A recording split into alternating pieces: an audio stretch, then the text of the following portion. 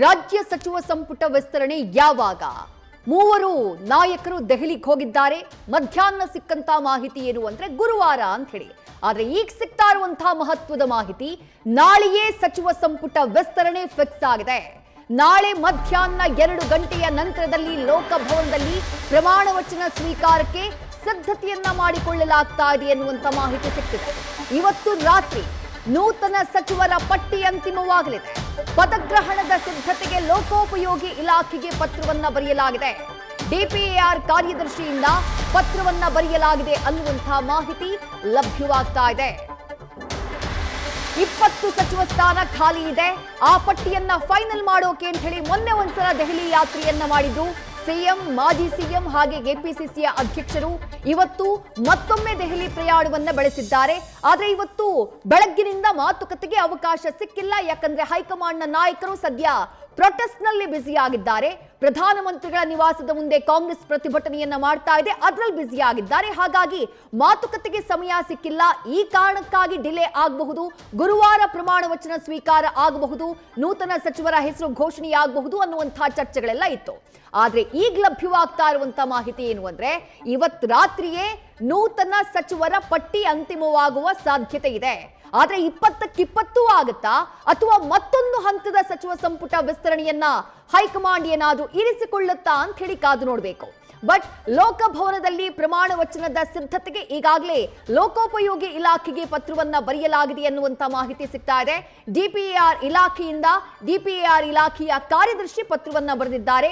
ಪ್ರಮಾಣ ವಚನ ಸಮಾರಂಭಕ್ಕೆ ಸಿದ್ಧತೆಗೆ ಸಂಬಂಧಪಟ್ಟ ಹಾಗೆ ಆ ಪತ್ರದಲ್ಲಿ ಉಲ್ಲೇಖವನ್ನ ಮಾಡಲಾಗಿದೆ. ಹಾಗಾಗಿನೇ ಕುತೂಹಲ ಕೆರಳಿರೋದು, ನಾಳೆ ಮಧ್ಯಾಹ್ನ 2 ಗಂಟೆಯ ನಂತರದಲ್ಲಿ ಲೋಕಭವನದಲ್ಲಿ ಅಂದ್ರೆ ರಾಜ್ಯಪಾಲರು ಇರುವಂತಹ ಲೋಕಭವನದಲ್ಲಿ ಪ್ರಮಾಣ ವಚನ ಸಮಾರಂಭ ನಡೆಯುವಂತಹ ಸಾಧ್ಯತೆ ಬಹುತೇಕ ಸ್ಪಷ್ಟವಾಗ್ತಾ ಇದೆ. ಇವತ್ತು ಬೆಳಗ್ಗೆಯೇ ಸಿಎಂ ಡಿಕೆ ಶಿವಕುಮಾರ್, ಮಾಜಿ ಸಿಎಂ ಸಿದ್ದರಾಮಯ್ಯ, ಕೆಪಿಸಿಸಿ ಅಧ್ಯಕ್ಷ ಬಿಕೆ ಹರಿಪ್ರಸಾದ್ 3 ಜನ ದೆಹಲಿಗೆ ಹೋಗಿದ್ದಾರೆ. ದೆಹಲಿಯಲ್ಲಿ ನಾಯಕರನ್ನ ಮೀಟ್ ಆಗೋದಕ್ಕೆ ಪ್ರಯತ್ನ ಪಟ್ಟಿದ್ದಾರೆ. ಕೆಸಿ ವೇಣುಗೋಪಾಲ್ ಅವರ ಜೊತೆ ಚರ್ಚೆಯಾಗಿದೆ ಎನ್ನುವಂತ ಮಾಹಿತಿ ಇದೆ. ಉಳಿದಂತೆ ಬೇರೆ ನಾಯಕರ ಜೊತೆ ಚರ್ಚೆಗೆ ಸಮಯಾವಕಾಶ ಸಿಕ್ಕಿಲ್ಲ. ಯಾಕಂದ್ರೆ ದೆಹಲಿಯಲ್ಲಿ ಕಾಂಗ್ರೆಸ್ನ ಪ್ರತಿಭಟನೆ ನಡೀತಾ ಇದೆ. ಮತ್ತಷ್ಟು ಡೀಟೇಲ್ಸ್ ನಮ್ಮ ಪ್ರತಿನಿಧಿ ಹರೀಶ್ ನೀಡ್ತಾ ಹೋಗ್ತಾರೆ. ಹರೀಶ್, ಬಹುತೇಕ ಗುರುವಾರ ಆಗಬಹುದೇನೋ ಅನ್ನುವಂತ ಮಾಹಿತಿ ಇತ್ತು.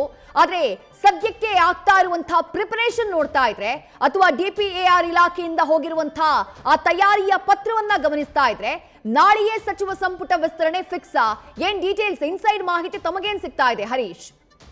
ಇದೇಶ ಬಹಳ ಮುಖ್ಯವಾಗಿರುವಂತದ್ದು ಸಚಿವ ಸಂಪುಟ ವಿಸ್ತರಣೆ ಸಂಬಂಧಪಟ್ಟಂಗೆ ದೆಹಲಿಯಲ್ಲಿ ಕೂಡ ಹೈಕಮಾಂಡ್ ನಾಯಕರ ಜೊತೆ ರಾಜ್ಯ ನಾಯಕರು ಚರ್ಚೆ ಇವತ್ತು ನಡೆಸಬೇಕಾಯಿತು. ಆದ್ರೆ ಸಂಸತ್ ಅಧಿವೇಶನ ಆಗಿರ್ಬೋದು, ಜೊತೆಗೆ ವಿದ್ಯಾರ್ಥಿಗಳ ಪ್ರತಿಭಟನೆ ತೀವ್ರ ಸ್ವರೂಪ ಪಡ್ಕೊಂಡಿರುವಂತದ್ದಾಗಿರ್ಬೋದು, ಈ ಕಾರಣಗಳಿಗಾಗಿ ಎಐಸಿಸಿ ನಾಯಕರು ಅದರಲ್ಲಿ ಬ್ಯುಸಿ ಆಗಿದ್ದಾರೆ. ಹಾಗಾಗಿ ರಾಜ್ಯ ನಾಯಕರು ಇನ್ನೂ ಹೈಕಮಾಂಡ್ ನಾಯಕರ ಜೊತೆ ಚರ್ಚೆ ಮಾಡೋದಕ್ಕೆ ಸಾಧ್ಯ ಆಗಿಲ್ಲ.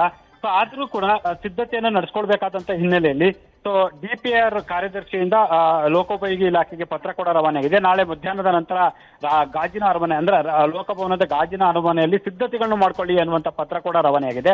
ಬೆಳಗ್ಗೆ ಅಷ್ಟೇ ಕೂಡ ಡಿಪಿಆರ್ ಇಂದ ರಾಜಭವನಕ್ಕೆ ಕೂಡ ಇವತ್ತು ಮಧ್ಯಾಹ್ನದ ನಂತರ ಸಿದ್ಧತೆಯನ್ನು ಮಾಡ್ಕೊಳ್ಳಿ ಅನ್ನುವಂತ ಪತ್ರ ಕೂಡ ರವಾನೆಯಾಗಿತ್ತು. ಅನಧಿಕೃತವಾಗಿ ಒಂದು ಅವರಿಗೆ ಮೆಸೇಜ್ ಸಂದೇಶ ಕೂಡ ರವಾನೆಯಾಗಿತ್ತು. ಆದ್ರೆ ಅಂತಿಮವಾಗಿ ಯಾವುದೂ ಕೂಡ ತೀರ್ಮಾನ ಆಗದ ಕಾರಣಕ್ಕಾಗಿ ರಾಜಭವನದಿಂದ ಇವತ್ತಿನ ಮಟ್ಟಿಗೆ ಅದು ರದ್ದುಪಡಿಸಲಾಗಿದೆ. ಆದ್ರೆ ನಾಳೆ ಎಲ್ಲವೂ ಕೂಡ ಅಂತಿಮ ಆಗುವಂತ ಸಾಧ್ಯತೆ ಇದೆ. ಆದ್ರೂ ಕೂಡ ಅದು ಇನ್ನು ರಾತ್ರಿ ಅಂತಿಮ ಚರ್ಚೆ ಆದ ಬಳಿಕ ಸ್ಪಷ್ಟ ನಿಲುವನ್ನು ಕೈಗೊಳ್ಳುವಂತ ಸಾಧ್ಯತೆ ಇದೆ. ಈಗಾಗಲೇ ಕೂಡ ಬಹುತೇಕ ಪಟ್ಟಿ ಅಂತಿಮ ಆಗಿದೆ ಅಂತ ಹೇಳಲಾಗ್ತಿದೆ. ಆದ್ರೆ ರಾತ್ರಿ ಮತ್ತೊಂದು ಸುತ್ತಿನ ಅಂತಿಮ ಸುತ್ತಿನ ಒಂದು ಸಭೆ ನಡೆಸಬೇಕಾಗತ್ತೆ. ಹಾಗೆ ಸಂಪರ್ಕದಲ್ಲಿ ನೀವು ಯಾವ ಪತ್ರವನ್ನ ಉಲ್ಲೇಖ ಮಾಡ್ತಾ ಇದ್ದೀರೋ ಆ ಪತ್ರವನ್ನ ನಾವು ನಮ್ಮ ವೀಕ್ಷಕರಿಗೆ ತೋರಿಸ್ತಾ ಇದ್ದೀವಿ. ಸರ್ಕಾರದ ಕಾರ್ಯದರ್ಶಿಗಳು, ಸಿಬ್ಬಂದಿ ಮತ್ತು ಆಡಳಿತ ಸುಧಾರಣೆ ಇಲಾಖೆ ಇವರಿಂದ ಬರೆದಿರುವಂತಹ ಪತ್ರ ಬರೆದಿರೋದು ಕಾರ್ಯಪಾಲಕ ಅಭಿಯಂತರರು, ಲೋಕೋಪಯೋಗಿ ಇಲಾಖೆ. ಅದರಲ್ಲಿ ವಿಷಯ ನೋಡಿ ಬಹಳ ಸ್ಪಷ್ಟವಾಗಿ ಉಲ್ಲೇಖ ಮಾಡಿದ್ದಾರೆ.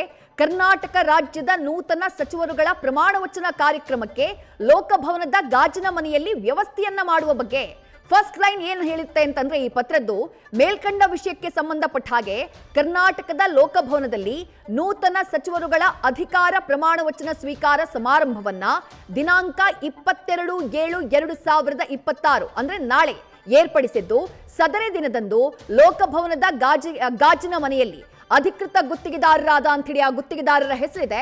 ಇವರ ವತಿಯಿಂದ ಅಗತ್ಯ ಪೀಠೋಪಕರಣ, ಜರ್ಮನ್ ಟೆಂಟ್ ಹಾಗೆ ಕಾರ್ಪೆಟ್ ವ್ಯವಸ್ಥೆಯನ್ನ ಮಾಡ್ತಾ ಇದ್ದು, ಈ ಬಗ್ಗೆ ತಮ್ಮ ಸಿಬ್ಬಂದಿಯೊಂದಿಗೆ ಪರಿಶೀಲಿಸಿ ಅಳವಡಿಸಿರುವ ಉಪಕರಣಗಳ ಲೆಕ್ಕವನ್ನ ಮಾಡಿ ಅದರ ವಿವರವನ್ನ ಸಲ್ಲಿಸುವಂತೆ ಹಾಗೂ ಬಿಲ್ಲು ಸ್ವೀಕೃತವಾದ ನಂತರ ದೃಢೀಕರಣವನ್ನ ನೀಡುವಂತೆ ತಮ್ಮನ್ನ ಕೋರಲು ನಿರ್ದೇಶಿತನಾಗಿದ್ದೇನೆ ಅಂತ ಹೇಳಿ ಉಲ್ಲೇಖ ಮಾಡಿದ್ದಾರೆ. ಅಲ್ಲಿಗೆ ಬಹಳ ಸ್ಪಷ್ಟವಾಗಿ ಪತ್ರದಲ್ಲಿ ಉಲ್ಲೇಖ ಇದೆ, ನಾಳೆ ಲೋಕಭವನದಲ್ಲಿ ನೂತನ ಸಚಿವರುಗಳ ಪ್ರಮಾಣ ವಚನ ನಡೆಯುತ್ತೆ ಅಂತ ಹೇಳಿ. ನಮ್ಮ ಪ್ರತಿನಿಧಿ ಹರೀಶ್ ಮಾಹಿತಿಯನ್ನ ನೀಡ್ತಾ ಇದ್ರು. ಹರೀಶ್, ಪತ್ರದಲ್ಲಿರುವಂತಹ ಅಂಶಗಳನ್ನ ಓದ್ದೆ, ಅದರಲ್ಲಿ ನೀವು ಹೇಳಿದ ಹಾಗೆ ವೆರಿ ಕ್ಲಿಯರ್, ನಾಳೆಯೇ ಪ್ರಮಾಣ ವಚನ ಅಂತ ಹೇಳಿ. ಬಟ್ ನೀವು ಇನ್ನೂ ಒಂದು ಪಾಯಿಂಟ್ ಅನ್ನ ಹೇಳಿದ್ರಿ, ಒಂದು ಮಾತುಕತೆ ಬಾಕಿ ಇದೆ, ಅದು ರಾತ್ರಿಯ ವೇಳೆಗೆ ಆ ಮಾತುಕತೆ ಆಗುವಂತಹ ಸಾಧ್ಯತೆ ಇದೆ ಅಂತ ಹೇಳಿದ್ರಿ. ಇಫ್ ಇನ್ ಕೇಸ್ ಮಾತುಕತೆ ಆಗಿಲ್ಲ ಅಂತ ಅನ್ನುವಂತಹ ಪಕ್ಷದಲ್ಲಿ ಪ್ರಮಾಣ ವಚನ ಸ್ವೀಕಾರ ಸಮಾರಂಭ ಮತ್ತೆ ಮುಂದಕ್ಕೆ ಹೋಗುವಂತಹ ಸಾಧ್ಯತೆ ಇದೆಯಾ? ಈಗ ರಾತ್ರಿ ಮಾತುಕತೆ ಆಗತ್ತೆ ಅಂತಂದ್ರೆ ಅದ್ರಲ್ಲಿ ಯಾರ್ಯಾರು ಭಾಗಿಯಾಗ್ತಾರೆ, ಏನ್ ಡೀಟೇಲ್ಸ್ ಇದೆ ಹರೀಶ್ ತಂಬಳಿ? ವಿಜಯಶ್ರೀ, ಈಗಾಗಲೇ ಕೂಡ ಪ್ರತಿಭಟನೆಯಲ್ಲಿ ನಿರತರಾದಂತಹ ಎಐಸಿಸಿ ನಾಯಕರು ರಾತ್ರಿ ಬಹುಶಃ ರಾಜ್ಯ ನಾಯಕರ ಜೊತೆ ಚರ್ಚೆ ನಡೆಸುವಂತ ಸಾಧ್ಯತೆ ಇದೆ ಅಂತ ಹೇಳಲಾಗ್ತಿದೆ. ಈಗಾಗಲೇ ಸಿಎಂ ಡಿ.ಕೆ. ಶಿವಕುಮಾರ್ ಆಗಿರ್ಬೋದು, ಮಾಜಿ ಮುಖ್ಯಮಂತ್ರಿ ಸಿದ್ದರಾಮಯ್ಯ ಆಗಿರ್ಬೋದು, ಕೆಪಿಸಿಸಿ ಅಧ್ಯಕ್ಷ ಬಿ.ಕೆ. ಹರಿಪ್ರಸಾದ್ ಇವರು ಎಲ್ಲ ನಾಯಕರು ಕೂಡ ದೆಹಲಿಯಲ್ಲಿ ವಾಸ್ತವ್ಯ ಹೂಡಿದ್ದಾರೆ. ಸೊ ಇವತ್ತು ರಾತ್ರಿ ಬಹುತೇಕ ಕೂಡ ಚರ್ಚೆ ಆಗುವಂತ ಸಾಧ್ಯತೆ ಇದೆ. ಪಟ್ಟಿಯನ್ನ ಈಗಾಗಲೇ ಅಂತಿಮಗೊಳಿಸಲಾಗಿದೆ ಅನ್ನುವಂತ ಮಾತಿದೆ. ಆದರೆ ಒಂದಷ್ಟು ಬದಲಾವಣೆಗಳು ಆಗ್ಬೇಕು ಅನ್ನುವಂತ ನಿಟ್ಟಿನಲ್ಲಿ ಎಐಸಿಸಿ ಅಧ್ಯಕ್ಷ ಮಲ್ಲಿಕಾರ್ಜುನ ಖರ್ಗೆ ಅವರು ಪಟ್ಟನ್ನು ಹಿಡಿದಿದ್ದಾರೆ. ಹಾಗಾಗಿ ಹಿರಿಯರಿಗೂ ಮತ್ತೆ ಹೊಸಬರಿಗೆ ಅವಕಾಶ ಕಲ್ಪಿಸುವಂತ ನಿಟ್ಟಿನಲ್ಲಿ ಒಂದಷ್ಟು ತಿಕ್ಕಾಟಗಳು ಕೂಡ ಎಐಸಿಸಿ ಮಟ್ಟದಲ್ಲಿ ನಡೆದಿದೆ. ಹಾಗಾಗಿ ಆ ಪಟ್ಟಿಯನ್ನು ಅಂತಿಮಗೊಳಿಸಬೇಕಾದಂತ ಹಿನ್ನೆಲೆಯಲ್ಲಿ ಇವತ್ತು ರಾತ್ರಿ ಮಾತುಕತೆ ನಡೆಯುವಂತ ಸಾಧ್ಯತೆ ಇದೆ. ಒಂದು ವೇಳೆ ಇವತ್ತು ರಾತ್ರಿ ಹರೀಶ್, ಈಗ ಇರುವಂತಹ ಗೊಂದಲದ ಕಾರಣಕ್ಕಾಗಿ ಮತ್ತೊಂದು ಪ್ರಶ್ನೆ ಇದೆ. 20 ಸಚಿವ ಸ್ಥಾನ ಖಾಲಿ ಇರೋದು, 20ಕ್ಕೆ20 ಇದೇ ಹಂತದಲ್ಲಿ ಕ್ಲಿಯರ್ ಮಾಡುವಂತಹ ಸಾಧ್ಯತೆ ಇದೆಯಾ? ಅಥವಾ ಒಂದು ಡ್ಯಾಮೇಜ್ ಕಂಟ್ರೋಲ್ ಅಥವಾ ಯಾರಾದ್ರೂ ತೀರಾ ಅಸಮಾಧಾನಗೊಂಡ್ರೆ ಅದನ್ನ ಸರಿಪಡಿಸೋಕೆ ಅಂತ ಹೇಳಿ ಒಂದಿಷ್ಟು ಸ್ಥಾನಗಳನ್ನ ಇನ್ನೂ ಖಾಲಿ ಉಳಿಸಿಕೊಳ್ಳುವ ಸಾಧ್ಯತೆ ಏನಾದ್ರೂ ಇದೆಯಾ? ಹೈಕಮಾಂಡ್ನ ತಂತ್ರಗಾರಿಕೆ ಏನಾಗಿರಬಹುದು ಅಂತ ಹೇಳಿ ಹರೀಶ್. ವಿದೇಶಿ ಎಐಸಿಸಿ ಮಟ್ಟದಲ್ಲಿ ಬಹುತೇಕ ಎಲ್ಲವನ್ನೂ ಕೂಡ ಭರ್ತಿ ಮಾಡಬೇಕು ಅನ್ನುವಂಥ ನಿಟ್ಟಿನಲ್ಲಿ ಚರ್ಚೆ ನಡೆಸಲಾಗಿದೆ ಅಂತ ಹೇಳಲಾಗ್ತಿದೆ. ಈಗ ಮುಂದೆ ಇರುವಂತದ್ದು ಚುನಾವಣೆ ವರ್ಷಗಳಾಗಿರುವಂತದ್ದು. ಸೊ ಹಾಗಾಗಿ 1 ವರ್ಷ 8 ತಿಂಗಳು ಮಾತ್ರ ಬಾಕಿ ಇರುವಂತ ಕಾರಣಕ್ಕಾಗಿ ಈಗ ಫುಲ್ ಫ್ಲೆಡ್ಜ್ ಆಗಿ ಕೂಡ ಸಚಿವ ಸಂಪುಟ ವಿಸ್ತರಣೆ ಮಾಡ್ಬಿಡ್ಬೇಕು ಅನ್ನುವಂಥ ನಿಟ್ಟಿನಲ್ಲಿ ಚರ್ಚೆಗಳು ಆಗ್ತಿದೆ ಅಂತ ಹೇಳಲಾಗ್ತಿದೆ. ಆದ್ರೆ ಮತ್ತೆ ಕೆಲವರು ಕೂಡ ತಮ್ಮ ಅಭಿಪ್ರಾಯವನ್ನು ಕೊಟ್ಟಿದ್ದಾರೆ ಅನ್ನುವಂಥದ್ದು. ಅಂದ್ರೆ ಒಂದು 2-3 ಆದ್ರೂ ಉಳಿಸ್ಕೊಂಡು ಅಸಮಾಧಾನವನ್ನ ದೊಡ್ಡ ಮಟ್ಟದಲ್ಲಿ ಸೃಷ್ಟಿಯಾಗಿದೆ, ಅದರಲ್ಲಿ ಅಂತವರಿಗೆ ಅವಕಾಶ ಕೊಡಬೇಕು ಅನ್ನುವಂಥ ನಿಟ್ಟಿನಲ್ಲಿ ಉಳಿಸ್ಕೊಳ್ಬೇಕು ಅನ್ನುವಂಥ ಅಭಿಪ್ರಾಯವನ್ನು ಕೂಡ ಹಿರಿಯ ನಾಯಕರು ವ್ಯಕ್ತಪಡಿಸಿದ್ದಾರೆ ಅಂತ ಹೇಳಲಾಗ್ತಿದೆ. ಆದ್ರೆ ಹೈಕಮಾಂಡ್ ನಾಯಕರು ಬಹುತೇಕ ಎಲ್ಲಾ ಸ್ಥಾನಗಳನ್ನ ಭರ್ತಿ ಮಾಡಿ ಚುನಾವಣೆಗೆ ಸಿದ್ಧತೆಗಳನ್ನ ಮಾಡ್ಕೊಳ್ಬೇಕು ಅನ್ನುವಂತ ನಿಟ್ಟಿನಲ್ಲಿ ತೀರ್ಮಾನ ಮಾಡಿದೆ ಅಂತ ಹೇಳಲಾಗ್ತಿದೆ. ಹಾಗಾಗಿ ಬಹುತೇಕ 20 ಸ್ಥಾನಗಳನ್ನು ಕೂಡ ಭರ್ತಿ ಮಾಡುವಂತ ಸಾಧ್ಯತೆ ಇದೆ. ಆದ್ರೆ ಇವತ್ತು ರಾತ್ರಿ ಮಾತುಕತೆ ಮುಗಿದ ಬಳಿಕ ಎಲ್ಲವೂ ಸ್ಪಷ್ಟ ಚಿತ್ರಣ ಸಿಗಲಿದೆ. ವಿದ್ಯಾಶ್ರೀ, ಥ್ಯಾಂಕ್ ಯು ಹರೀಶ್ ತಮ್ಮೆಲ್ಲ ಡೀಟೇಲ್ಸ್ಗೆ.